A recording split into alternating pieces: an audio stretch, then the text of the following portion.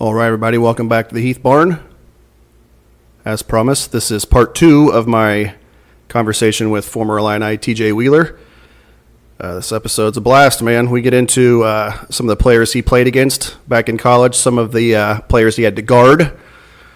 We talk about, in his opinion, the hardest person he ever had to guard while he was in college. But we talk about some of those guys. Then we get into all kinds of fun stuff. We get into the NIL and transferring and all that, and he's got some awesome, strong opinions on that. And then I get going too, so it's just a very spirited conversation, but a lot of fun. And then we talk about, again, like I told you in the first episode, there's a player that we have something in common with, and that, well, I shouldn't say we have in common with, but we both feel the same way about this player, and it's not good. And we never mention his name, but you'll know who it is whenever we go on our rants. But it's just a lot of fun, man. Then he talks about the Cardinals a little bit, going to Cardinal games growing up and stuff like that. But it was just a blast having him in. He was a great guest. And, yeah, just a great conversation. A lot of fun. Listen to it and enjoy it because it was great. Great time. Great having him in here. So thank you, TJ Wheeler. Enjoy this episode and hit it.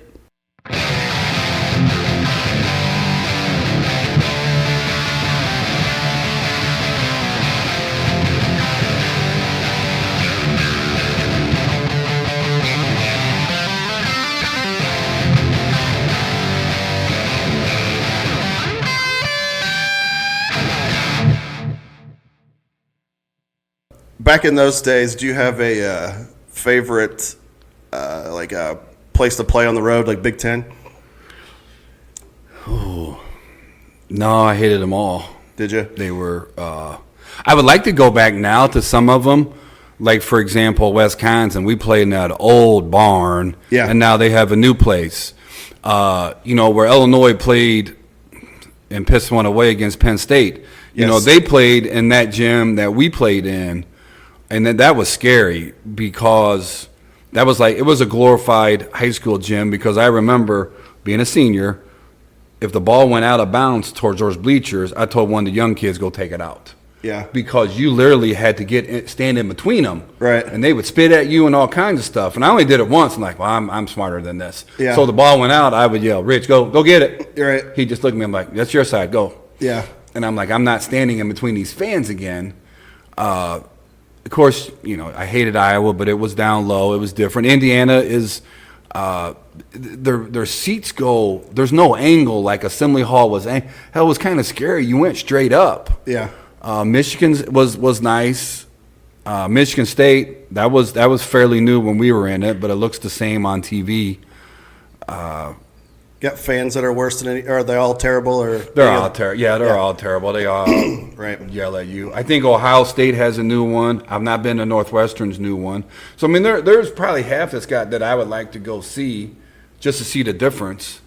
But yeah, I hated all the fans, which was fine. They hated me, so I hated them. But back then, like a least favorite.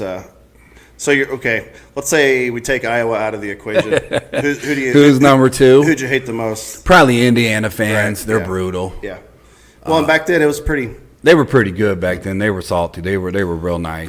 Right. Purdue fans were not like they are now. I mean, what Painter's built over there is unbelievable. So they're crazy student section. I mean, the paint crew. I mean, it's up there. It wasn't like that years ago.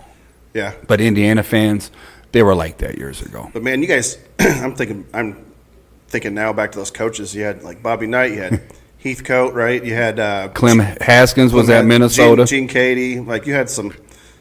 You had some of the best to ever do it. Was it Dr. Tom? Dr. Tom was at Iowa. Yeah. You had Steve Fisher, who coached forever. Right. He was at Michigan. Yep. Park Hill was at Penn State. Liked him. He was a nice guy. Bruce Parkhill. Right. I remember who was it? The Northwestern, it was a couple different dudes. And yeah. the one that... They've come a long way since then. Yeah. Birdsong was maybe towards my end, that Ricky, but he when he got off his meds or something, he was the one that went roaming in the stands at one time. I remember that. Okay, that was him. Yeah, now that you mention it, I do remember that. Yeah, that was interesting. Who was Ohio State's coach back then? Randy Ayers. That's what I thought. And then Stu Jackson was at Wisconsin. Right. And both of them in the NBA now. But both of them great guy. Randy was a great. Well, both of them. Stu Jackson was really good. I mean, he got a lot of Illinois players. Yeah. That was my age over there. Yeah, I can picture Randy Ayers now because okay, well, where do you line up with like Jimmy Jackson and? He was a monster, man. He was. Yeah. He was. I was a sophomore when Jimmy. I think Jimmy was 2 years older than me. Yeah. We just saw him a couple years ago in Kansas City. We went out. Well, I guess it's been longer than that though. When Illinois played out there in that little tournament of four, had Kansas State, Arkansas, and I don't remember who the fourth was. But it was around Thanksgiving, so it was that Hall of Fame thing. And Jimmy was getting into the Hall of Fame of college basketball. And my wife went and grabbed him, and then he stopped, and we started talking about them old days. But I'm going to say, Jimmy, I always tell people, Jimmy was probably the strongest guy I ever had to guard because he was 6'6", 230. He was a man. Yeah. Calbert Chaney, hands down, was the toughest individual I've ever guarded. That's what I was going to ask you. He was, Calbert could do whatever he wanted to do against anybody he wanted to do, and silky smooth. He was that, and you sometimes forget he's left-handed. Like I always had to guard Jalen Rose. Sometimes bringing the ball down, you forget he's left-handed. That's for you're like, okay, you're a lefty. Yeah. And that's how, back then you had those guys. You had Sean Resper at Michigan State. You had Glenn Robinson at Purdue. You had Mike Finley at Wisconsin. Yeah. I hated that Vashon Leonard from Minnesota. Yeah, I remember him. I just didn't like him. He played for the Heat for a while. Didn't like him. Yeah. Didn't care about nobody at Iowa, so I don't care who I guarded there. But, I mean, their Big Ten had some. Yeah. And it was about my sophomore year, coach just said, I don't care what size they are, you will guard the best player on the other team. Yeah. And so that's when I I never guarded nobody in high school. Didn't want to get in foul trouble. Right. That's so why would I guard somebody? I'm on a much, much lower level than you. That's how I was. I'm like, I'll guard you in the third and fourth quarter if I got no fouls going in. But I didn't. So I had, to be honest, I really had to learn how to play defense. Right. Yep. I'm with you. And we changed it every game, like I said. Every game we changed it. So Chaney was probably the toughest one you had to guard. Oh, it was. It's so funny when you hear people talk about the motion offense, and we did. We ran it good, not great. You look at 82, 83 to 93, 94, that 10-year span, there's no other team in college basketball ever still to this day that ran the motion offense like Indiana basketball did. Right, yeah. How Coach Knight taught them and how they listen. I mean, it seemed like there was sometimes I got hit by 5 or 6 picks before the damn ball got across half court. Yeah. Back pick. They'd come down, said down pick, then this pick. And then when you went baseline, it seemed like a cheerleader jumped out and hit you with something. Right. And then if you went towards their fans, the guy would trip, You got hit with so much stuff, and then Calbert got the ball. Yeah. I'm like, hell, I'm exhausted. I just got hit 6 times. Yeah. And he could go right, left. He jumped out of the gym. He could shoot it. I would say overall, hands down, Calbert Chaney, I don't ever want to ever have. And I just saw him last year when they played here too and gave him a big hug. Yeah. That was close as I ever want to get to him again. Yeah. I don't want no part of that. Yeah.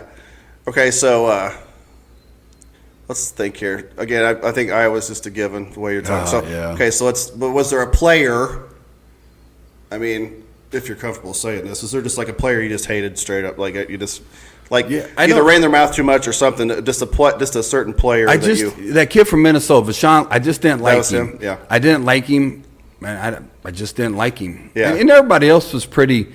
You get to know him good. Like go back to that 05 we were talking about earlier. Yeah. When we were there, I got with Sean Respert. Right. Because Michigan State was there also, so we met up before the game and had a blast. I used to go to a lot of the Pacers games to watch Jalen. Jalen would give me tickets, so me and Jalen Rose was always in contact. Right. Me and Painter, I could text Matt right now, within 10 minutes he's responding. Yeah.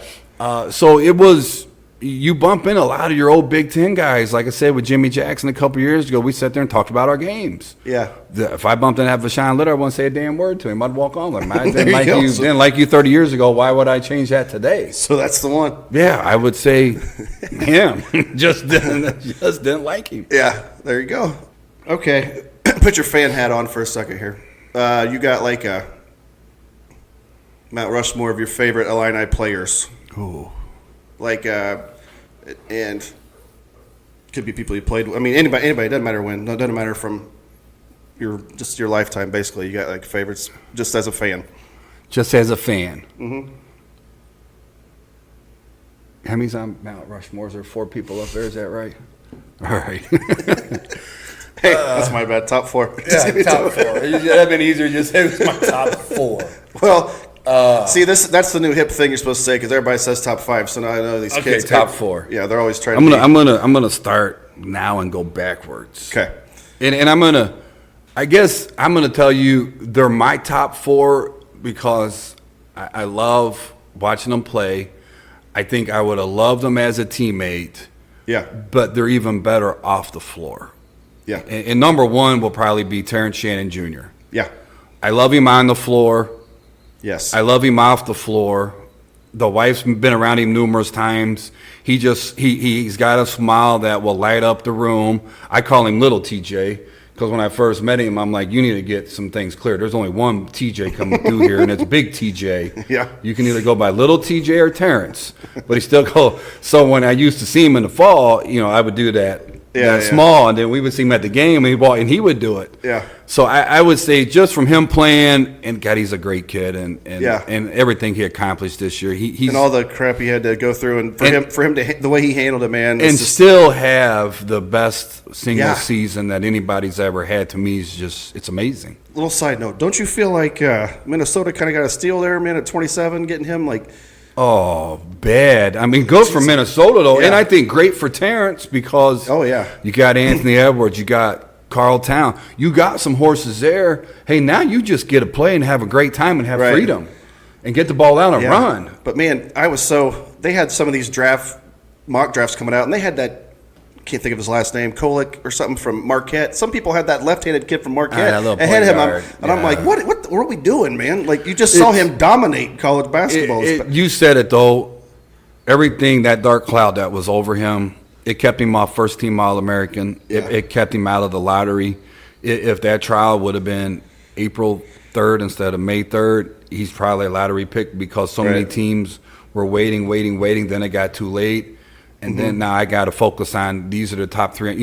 So all that dark cloud hurt him. Yeah. I also think that a lot of those, they want younger kids too, and he's like ready to roll right now. So it's good that he went to a team that's that good because they just went up. And then the little Kentucky kid that can score. Terrence is going to be all right. He's going to be all right. Yeah, he's great. I love him. Okay. Anyways, who else? Okay, let me see. Number 2, I would have to say. Because he played and would be a great teammate, and he's always at the house, and I love getting him pissed at me when we golf. Is D Brown? Yeah, I'm a D Brown fan. Yep, absolutely. And then I gotta during that '89 team, like I said, you get to know them and you're so close and you're still. But I was a Nick Anderson fan, and absolutely. I think what did it was. Nick was probably lied in the program like I did. Nick was only 6'5", 6'6". Yeah. But he played so much bigger, and I've never played in a game where someone's hands. I always try to explain his hands and forearms were so big. When Nick touched the ball, it was his. Yeah. You weren't taking it. Yeah. And he jumped out of the gym, and the more he got in the league, the better his jump shot got. That's what was surprising. He ended up being like what they'd call now like a three. I mean before all these, everybody was hitting a million threes. Like he turned into a 3-point shooter. Yeah, in the NBA. and in the league, or with Illinois, he only maybe took a couple a year. But I think just watching, I was a Nick Anderson fan going through that recruiting process, and like I said, because he was so undersized, but then was so successful, and Nick played with a little chip on his shoulder, but he was so strong. Yeah, I love that. And number 4. Man, number 4 would have to probably be. I'm trying to even go at me growing up. Yeah. I'm gonna have to put them together. Bruce Douglas there from Winners, the Bruce there from Combo. Yeah. I would cut them down, and put them 4.5. Right. So I just grew up watching Bruce and Ephraim. Great, loved them. Mm-hmm. And with Bruce being both of them Illinois guys, you kind of just see that growing up and getting to know Bruce now when he's back at reunions and stuff. He's unbelievable. Right. Those are the first kind of guys I remember because I was about 5 or so, and it was like You got into Bruce Douglas and Ephraim Winters had like George Montgomery, like Anthony Welch. See, Ice was Weissingers, and well, he was a little bit later. No, Tony was there with Doug Altenberger and Quinn yeah. Richardson. That was kind of like, that was that squad. Yeah. And Ice was a GA. Anthony Welch was a GA my first couple years, so I got to know Anthony real good. Yeah. And that was the thing. They honored that team, that '84 team that, of course, got hosed at Kentucky because they had to play Kentucky in the Final 8. It was at Kentucky, yeah, right? It was at Kentucky. Can you imagine that happened now? Man, my gosh, like having like a road game in the Final 8, like at Kentucky, yeah, like Kentucky. Yeah, they honored that Big Ten team, blah blah blah, and I told the wife we're going to go because I have still never met Ephraim Winters. Yeah, and I want to meet him. Right, and he didn't show up, so I still gotcha. I still not met Ephraim Winters. Well, he was kind of he was their best post, right, and then. Welch, see, because I'm going by like my 5-6-year-old memory, but like Anthony Welch was like tall and skinny, and then but he was George was probably George was probably the 4. Him and Ephraim were 4 or 5. Ice was the 3. Of course, Bruce was your point guard. Then you had Tony and Quinn at the 2. Then Doug kind of at the 3. Right, they were loaded. Scott Mintz, I was going to say Scott Mintz was there. Yeah. And they had a squad. Right. It's just tough to beat Melvin Turpin and Sam Bowie and those guys at Kentucky. At Kentucky. That's just crazy how that used to be like that. But, well, kind of moving along here, what do you, how do you like what's going on now with the program? Because I like it. Do you like it? I last year was, unbelievable. And you can talk about that dark cloud again. If that doesn't happen, we could win the Big Ten, get a number 1. I mean, there's just so many what ifs, but that's behind them. Yeah. I like what Brad's did with this team coming in. Now with this transfer portal and all that BS, I'll just figure out about August 15th what all the kids' names are. Then I'll start. I know. Because you still don't know if someone's going to come in or not come in. But he didn't go and get all the veterans that he got last year with Quincy and Marcus and with Terrence, being its 5th year and stuff. But to me, I was just talking to someone a couple of days ago. To me, it was like Nick Saban in Alabama football. He recruited that 6'4" monster athlete, and then when he got to Alabama, I'm going to teach you how to play strong safety, or I'm going to teach you how to play wide receiver. Yeah. Brad brought in a couple 6'5", 6'6", 6'7" athletes. I'll teach you how to play the 3 spot, and if we got to make you play big, I'll teach you how to play the 4. And I think that's what I like. He's brought in some athletes. Yeah. With some shooters, and then you throw in here in a couple years that the Booth kid, if he can put weight on, he's going to be an NBA kid. Right. We don't know if he's 7 feet, 7'1", 7'2", or 7'3". I saw all 3 sizes. Yeah. But we've not had someone like that can shoot threes. You bring in the little kid from overseas again, that's the shooter with Boswell. Right. There's going to be an unbelievable 1-2 punch. Yeah. The Morez Johnson's killing people. You bring in the Canadian kid killing people. This team's loaded. Yeah, I agree. This is and the bad part is what you have in front of you. We look so good on paper. Right. Are 9, 10 of them going to gel? Yes. And the part that scares me is because of these monsters that can score, and obviously we can score. Where does that put Ty Rodgers? Yeah. And I'm a Ty Rodgers fan. So am I, man. He didn't make the top 4.5, but he was close. And we saw some games last year. Purdue exposed us. If Purdue game 1 doesn't play defense the way they did, I don't know. Someone eventually was going to expose us on how to defend us. Right. But take the UConn game when we're going 4-on-5. Yeah, you're in the Final 8 playing 4-on-5. They're big dudes just standing underneath the goal like you would do outside. I'm going to block every shot. Right. We can't have that. Yeah. So I've seen some videos. It looks Me too. like he's hitting some 15, 17. He's got to have a jump shot. And I truly believe from playing in the Big Ten and playing at Illinois that growing up when people say it's 90% mental and 10% physical, hey, they're not bullshitting you. Oh, I know. And Ty Rodgers might be a prime example. I agree. Like you, I mean, I was going back and looking at him in high school. He's hitting threes and stuff. And even like as a freshman, but he would not shoot a 15-foot jumper last year. It's like that. You tell me that's not like you're a D1 great athlete, hell of an athlete, great player, and you can't shoot a wide 15-footer. Like, tell me that's not in your head. It's and it had to just kill his head the first time You bring the ball down and you see Zach Edey guarding you. Yeah. And he's standing at the old dotted Staring, line. just staring, He's yeah. staring at the top of the 3-point charging or the charging line now. Well, my head just went nuts. Right. Ty, shoot it. I don't care if you shoot it 25 times, but shoot it. Right. And he didn't. I know. So it kind of, and then here comes Michigan State guarding the same way. Yeah. In some games he got to the hole. But then, I hate going back to that UConn game, but that big dude standing in the middle of the lane, not guarding anybody, but helping if Terrence drove or anybody. I'm waiting on you. Right. Can't we just? I hope he doesn't get lost in the shuffle because I'm a Ty Rodgers fan. Right. Me too. And I don't think he will. I think he's too valuable, man, because he plays.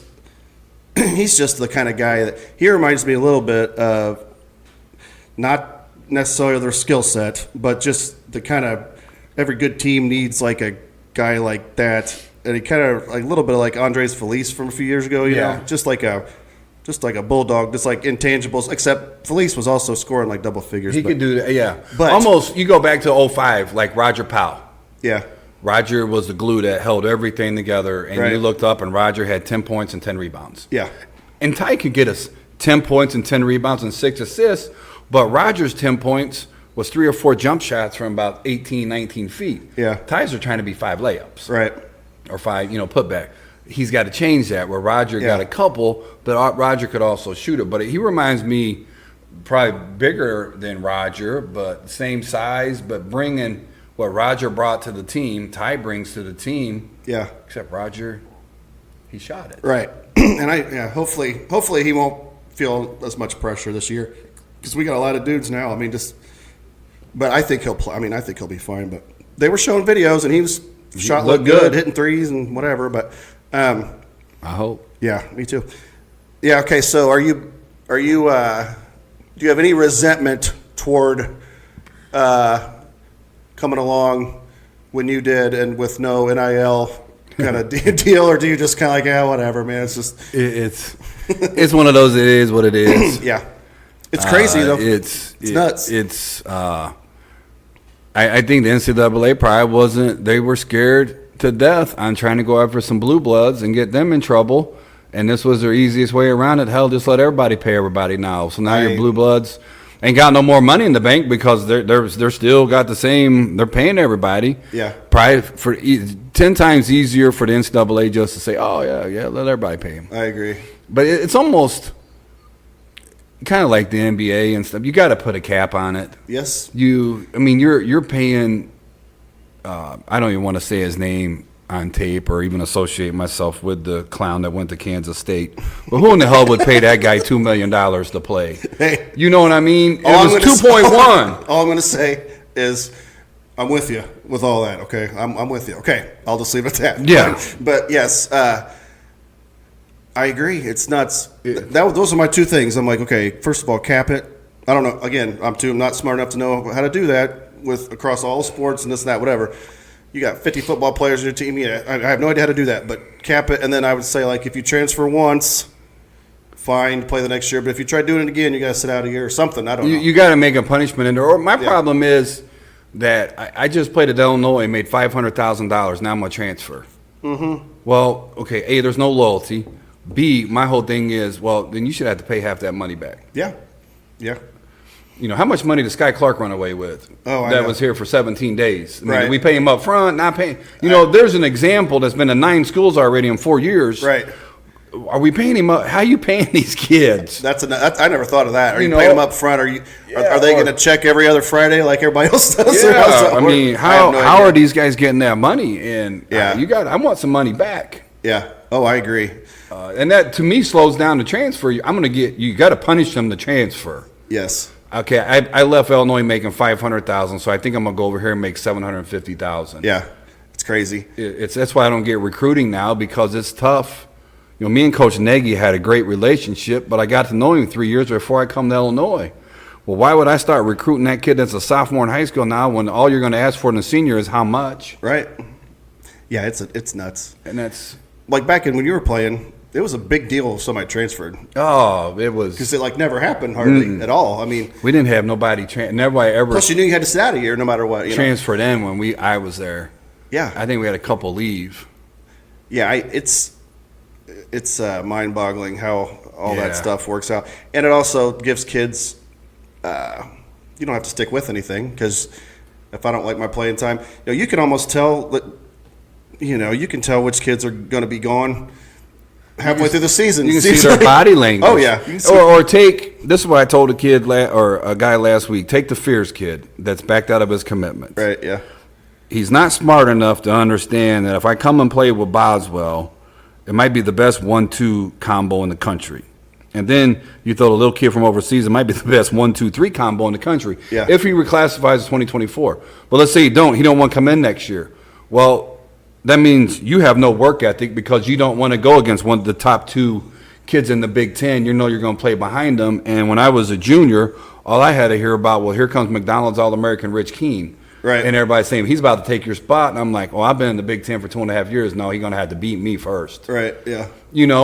But the mentality has But there changed. wasn't I'm leaving. There was It was a whole, no, he's going to take it from me. Right.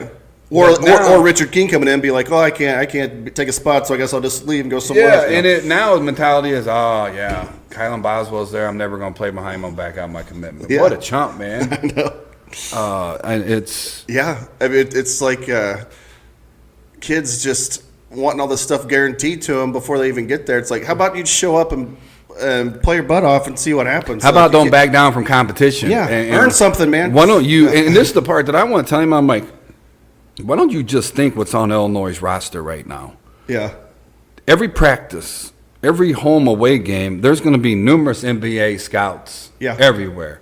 And if that's your goal is to get to the next level, to get to the league, well, why wouldn't you want to come here? Right. Look what Terrence just did. Yep. So and I think every year Marcus signed a contract, Quincy signed a contract. Look what Io's doing. Io's doing with the bull. So why would you back away from competition? Yeah, I know. I And, feel like and then, that's- like I said, you make the best 1-2 combo in the country. Yeah. These kids want instant gratification, man. They want this and that. They don't want to. They just get in there and get after. That's one thing about this group, though. It seems like they're pretty deep, and it seems like they're in there just busting each other's ass pretty good, and just getting after each other, which is what you're supposed to be doing, But so that's good. But yeah, the whole idea that you can just, I don't like it here, I'm going, and then I don't like it here, I'm going. I don't like it here, I'm going. It's nuts. Now, having said all that, I loved Gary, and we were his third school, but I loved him. I liked his attitude. Yeah. I liked him. Yeah, I loved him, and we were his third school, and Damask too. But I feel like Underwood's kind of changed his strategy a little bit this year because he's hoping, because we're going to be a little younger, but he's probably thinking, okay, half these kids are probably going to leave after 1 year, but if I can keep 4 or 5 of them for multiple years, then maybe we can build something. And look what it's going to be. And I mean, could some of them leave in a year? Yeah. Yeah. I see the kid we just got from Canada. He's projected already next year. The little shooter's projected. I get that. But hey, now, why do you want to leave a year early when you're going to make this? Yeah. But you come to Illinois, I'm going to pay you this. Well, I'm going to come back another year. Right. That's what it gets down to now. Is it my dream to play in the NBA? Yes. Can I wait 4 years? Yes. Yeah. Can I make more money the first 4 years at college before my first 4 years in the NBA? Yes. Yeah, and that's insane, but it's true. I said it, which I'm so glad it didn't happen to our staff in the university. If I was that one clown's dad from K-State, I would have said financial reasons and your future, you come back your 5th year of college basketball because you're not going to make $3. Right. And he did, and K-State was dumb enough to pay him $2.1 million.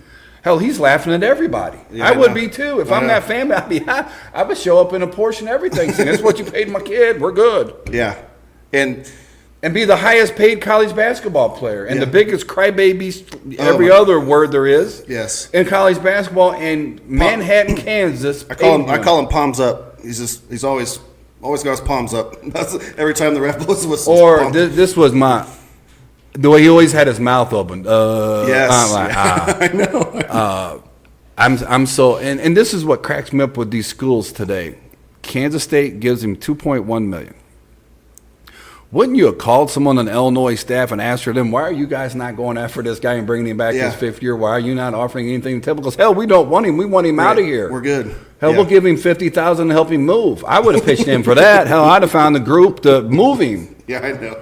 I'm not a fan. My wife. No, hey, what's No, funny say is I could not possibly agree more. I gripe that's probably the one kid I've griped about For 4 over years. the last decade, probably the most by far that Yeah. we've had. I don't think I liked him as a freshman, Yeah. and don't like him. And the thing is too, just can't control his emotions. Like if I'm and our buddy, our mutual friend that we have, like I got a little group text with him. I'm not gonna say one here, but I always like he doesn't like me either. We text back and forth. I'd be like, look, this is like a big road game, so expect him to do about 4 or 5 dumb things in the first 8 or 9 minutes, like whether it's turnovers or just trying to something he can't do very well, whether it's shooting off the dribble, just taking a horrible three, doing something dumb, getting a dumb foul, palms up, you can always. That was like clockwork. It didn't get quite as bad down the stretch of his senior year, but I wonder if like Shannon or Damascus, somebody was like, hey, finally just kind of told him I think they had to. I think the staff had to finally break it down to him because he went early on and got some technicals on the road. Yeah, that Michigan State game, he got a T. Yeah, so I think they had He to. hits a three. I'm sorry, I'm going on a rant, but it's like it puts us up like 8-7 in the first half, And wants to turn and he's do turning something. and yelling at the crowd. Yeah, it's like, what are you doing? Yeah, Yeah. I would have paid for the moving company to help him. Get it back out there. That might be the most wasteful money Yeah. NIL's ever seen go away. Right. Well, good for them though. Good for the family. Right. That's true. Yeah. Well, it's been pretty fun. I can't really think. I think I've got through about everything I was wanting to. Is there any before we go here, like all these TV shows and stuff I got up here on the wall? You got any favorites or anything, or no? Well, it's so funny. I think growing up, the two, especially when I was real little, my dad was a huge Andy Griffith Show guy. That's what we're on right now, big time. Yeah. So I grew up watching that, and I'm going to tell you, every night I could hear my dad laugh because he was a huge Cheers. Yeah. I mean, I could go down there now and he might have Cheers, just on. So those two kind of hit home because I really was real little, and of course, if you're not a Caddyshack fan, then you just don't like movies in general. Right. Yeah. With Bill Murray, that you can't put another squad together like that. Yeah. And then all your Cardinal stuff. I'm a Cardinal guy, so that Right. helps. Absolutely. Down there, man, you don't really. I feel like in your area, I'm guessing it's got to be. It's all Cardinals. It's got to be about 90-10 probably at the most. Yeah. Or you just don't watch baseball. Right. Gotcha. Because it's so. I can say you go left, you hit a couple 2 lanes, and we used to go after school and buy a $4 bleacher ticket and sat in the second row. Yeah. Because you go through Pinckneyville, Nashville, and bam, all of a sudden you're in St. Louis Park on this side, go right in, $4, and you're there. That's awesome. Turn around, go back home. So it was so easy to get to a Cardinal game, and then now I have to go to that AA stadium in Chicago, Wrigley Field, because the wife's a Cub fan. Oh, is she? So I have to sit there and watch that Yeah. boring stuff. I went there once. I've been there once. Well, we've been there a couple times on a Illini day, but Right. you got to do it. We got a big flag in our bar underneath it. It's one of those house dividers. It's got the Cardinal Cub, Yes. So that'll stay up to baseball. But always just kind of grew up because it's so easy to where I grew up in Buckner to get to Busch Stadium. Right. Yeah, it's we tried to go a couple times this summer. We went a few weeks ago, but my son's all about it, so it's fun to go through that with him. But yeah, Cardinals. You got a favorite Cardinal of all time? Before we That's interesting. I would tell you on this year's, I like Nolan Arenado. He seems like a guy that'd have a Coors Light with you after the game and a cigar and enjoy life. That's how I got to look at it. Right. I think that's him. I really loved Matt Holliday in left field. I don't know, something about him. I love the guys that we traded for and then want to stay, so we lock them up for like the next 6 7. Those are my Arenado and Goldie. Right. I liked him. And how do you not love Yadier? He was not going nowhere. Right. It's just now, and somehow I have to build the family tree. Lance Lynn married a little girl from Southern Illinois, and her mom's my age, Missy, and she married a cousin of mine, Barry. So I'm not Matt met Lance, but he's always back home, Right. all the time doing stuff, or they're always at games. So now I got to cheer for him. Yeah. He's a great dude, man. You can just tell. I mean, he's, man. He looks talk like, about having a Coors Light after the game. That dude seems like he'd be like the guy. He might have a lot. Yeah, So he's a great guy. so that's how I got. But I was a man. I don't know why. I just like Matt Holliday. Oh, he's great. He's a stud too. I really liked him. Yeah. Roland's my Like guy all the Roland time, at third. You see, I was a JD Drew fan. Me too, but man, He just didn't. I don't think he Just cared that much. Nah, I liked him though. Yeah. And then when they won it that year, of course, Spezio was Right. Scott was like a year or 2 years younger than me at Illinois. Right. Yeah. So kind of watched him then. I heard a thing about Drew after he retired, and another player was talking about him and like all the talent in the world, but he'd rather just be hunting and fishing. Couldn't care less about baseball. See, is that not? That's you gotta love the kid. Then I mean, Right. that's Yeah, have all that talent. He made plenty of money, but yeah. All right, well, this has been a lot of fun, man. Thanks a lot for coming on. Appreciate it. No, yeah. appreciate everything. Yeah. We'll have to. My son wanted. He's got his bedroom. It's all Cardinal stuff. He wanted you to see it before he goes. Before you guys go. But so we'll check it out. But all right. Well, thanks a lot. This is my son. Told me to do this sign off line. So this is what I always do. But thanks a lot for listening. Thanks TJ Wheeler for coming in. And that's that.